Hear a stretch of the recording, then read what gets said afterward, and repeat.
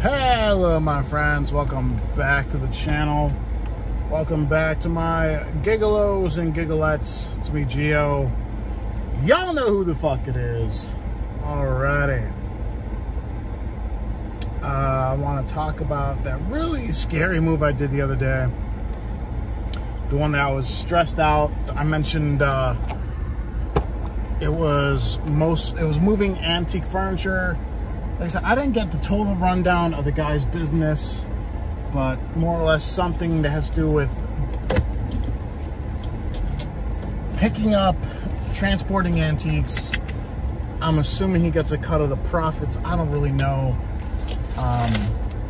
But it was serious business. It was absolutely serious business because, like, we showed up. I remember we showed up and he asked the owner to write out the inventory list, right?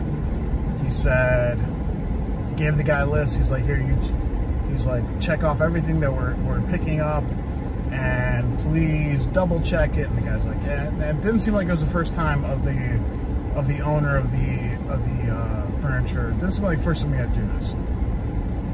So there was two like super antique dressers, right? And one of them was easily 350 to 400 pounds. And the owner of the furniture, he told us, he's like, well, this thing has been repaired so many times, so unfortunately it doesn't come apart. So you're gonna have to move it as one solid piece. I'm looking at this thing and I'm like, how? Right? I'm literally thinking to myself, like, how is this gonna happen with only two people lifting it? Easily a three-man job. So we got that in the truck, like, that was like the third or fourth thing we actually got into a truck, which luckily had a lift gate.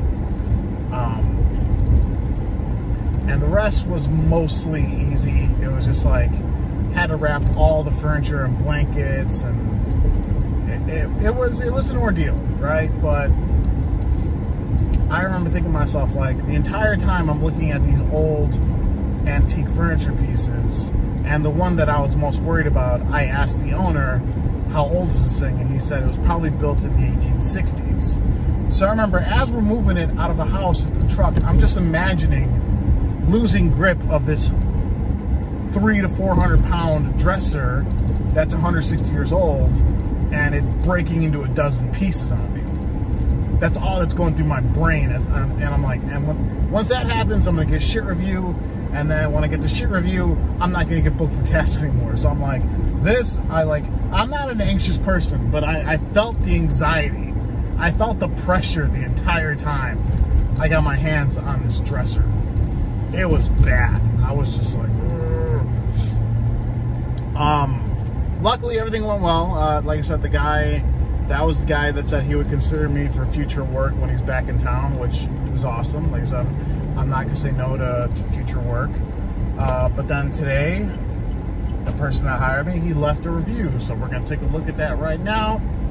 I'll go ahead and put the screenshot right here. Highly recommend Giovanni. I was in a jam and needed last minute help moving very valuable and very heavy antique furniture. He communicated immediately to shuffle his plans to help, and we got the job done. I should also mention the job was for an important client who was watching us the whole time. Giovanni was eminently professional, respectful of the client and his property. I did my best, but oh man, like I said, I was vocal. I'm like, I'm not a Debbie Downer kind of guy, but I told the guy that hired me, I'm like, I don't know how we're gonna move this thing. And the thing is, you know, like couches and new dressers, there's usually a spot to like get a grip, right? On this thing, there really wasn't anywhere to grip it. It was such a hassle. And it was so heavy. And it got done. Luckily got done. Like I said, that's the guy that paid me an hour on top of the 2.5 hours. So, like, I wish, if you guys were looking into my head for that, when we were moving that one dresser, you would have been like, this dude looks like he's going through hell. I was super stressed out about that. like I said, I mentioned this like a minute ago.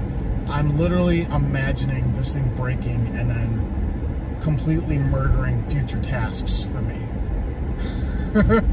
You know, because TaskRabbit, and I guess I'll make a video about this in the future, your reviews and everything on other apps aren't really weighted that heavily. You know, like, if you're a 4.9 driver on Uber, you're probably making the same amount as a 4.97, 4.98 driver. But on TaskRabbit, your reviews and your rating does count for so much. Because before someone books you, like for example on my account right now, I have 20 reviews, 19 5-star and 3 1-star, right? If a client wants to book me in the future, they can, on TaskRabbit, if you're a person looking to get something done, you can click on a profile and you can go to the 3-star, and if there's a reason or a comment of why they get a 3-star, that will make the client second guess why they don't want to work with you.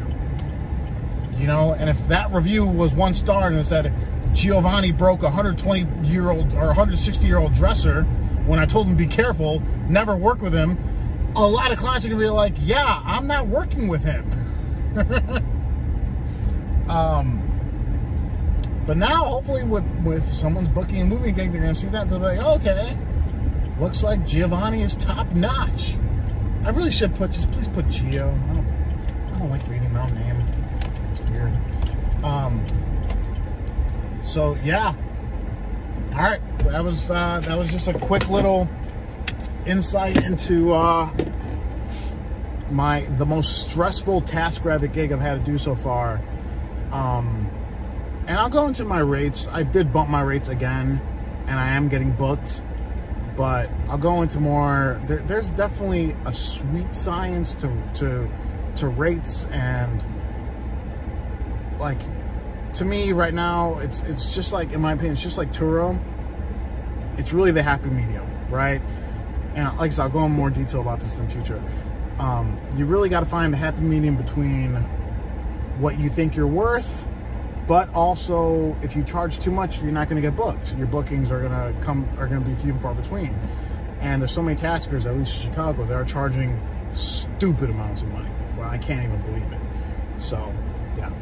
All right, guys, that's all I got for this one. I want to thank you all for watching. Everyone, please stay safe, stay driven, stay healthy, stay classy. I'll talk to you next time.